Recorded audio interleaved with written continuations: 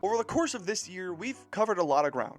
From introducing the widely popular SCP-682 and his crazy scaling, all the way to making the second episode of my Versus series, Fiction Collision. So, to close out an incredible year, I figured we'd return to the place where all of this started, Garnet from Steven Universe. I figured considering how much I've improved and changed as a power scaling YouTuber, it was only fair to give the character that I covered over 4 years ago a proper update, much like the other Season 1 character Jasper got last summer. So, join me, will you, as we go over the incredible feats of the most popular crystal gem of them all, or as we normally say it around here, how strong is Garnet? For starters, let's address the feats from the original video, as they are probably not as good as they should be. In the episode Cheeseburger Backpack, we see the gems traversing an old tower. When a giant stream of water interferes with their efforts to get to the other side of the room, Garnet pushes this giant pillar to cross the raging tides. Based on Garnet's height in comparison to Steven as he appears in the sequel series, Steven Universe Future, Garnet stands roughly 7 foot 10 inches tall, or 2.39 meters. Using that height, we can scale the width of this pillar as well as the length from one side of this indent in the floor to the other.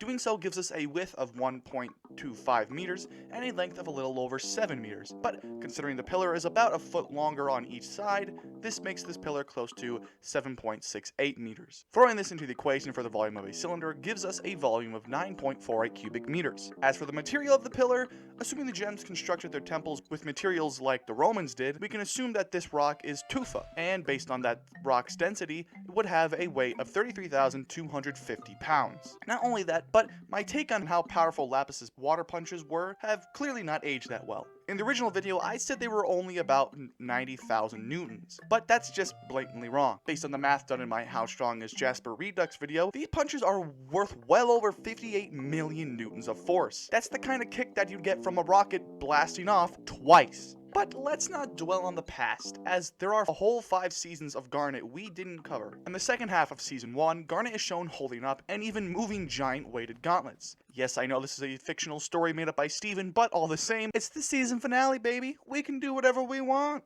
Assuming these gauntlets are constructed of actual garnet, the most common type being alamandine garnet, we can then measure the gauntlets to Mama G. Accounting for the previously revised and determined height, these gauntlets would be as tall as 3.5 meters with a volume of over 16 cubic meters each. With the density of our selected garnet in mind, these gauntlets would each weigh well over 75 tons. And not only could she hold them up, but she also could move them fast enough that they appear in 2 places at once. That would require a punch speed of 932 meters per second, nearly 7 times faster than the Bugatti CSS 300 Plus, which currently holds the record for the fastest car. Towards the end of Season 1, we initially see Garnet and the rest of the gang get thoroughly outworked by Jasper. Not only could a reformed Garnet hold her own against the same Jasper, but she was able to single-handedly dispatch of her. Back in my original How Strong is Jasper video, I severely undermined this feat based on its explosion alone. But considering how the laser light cannon couldn't even slow the hand, we can try to judge what the blast would really be like off of said cannon. Assuming the yield of the LLC was only 0.1% effective, then the explosion from the reactor that Jasper endured, which completely wrecked the ship, likely could be worth 17,419,200 tons of TNT. That'd be enough to thoroughly flatten a small city. And considering Jasper was all good and ready to go for more brawling, it likely means that she can withstand much more than that. Now, I'll admit this isn't a perfect scale for Garnet, as one character's durability cap doesn't mean that the other character attacking them could meet that durability capacity. But don't worry, in Season 1 of Steven Universe, we see Garnet do this.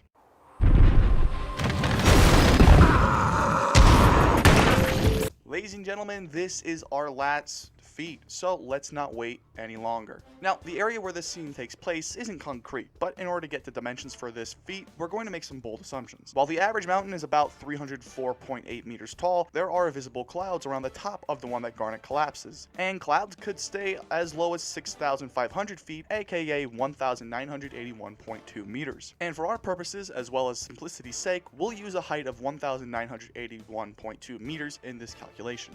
And before anyone asks, yes, I did this calc for my Pink Steven video back in July of 2020, but I don't know where that notebook went with the calc in it, And besides, this is an update for the first ever episode. Why not have a little fun, baby? The top of this mountain has an angle of 105 degrees, and using the angular size calculator website, we can determine that the mountain should have a bottom part as wide as 5,164 meters. Accounting for these values and assuming a semi-perfect cone shape, this mountain would have a volume of nearly 14 billion cubic meters. Mountains can be composed of different types of rock, ranging from slate to marble to sandstone, and for this calc we will use the latter rock. With a violent fragmentation value of just over 75 joules per cubic centimeter, this would require Garnet to produce the equivalent of 248 megatons of TNT, just short of 5 times the power of the soda bomba. Well over the yield of the blast from Jailbreak, and a feat so incredible only the terraforming lapis and tyrannical diamonds have feats greater than that one. Other than that,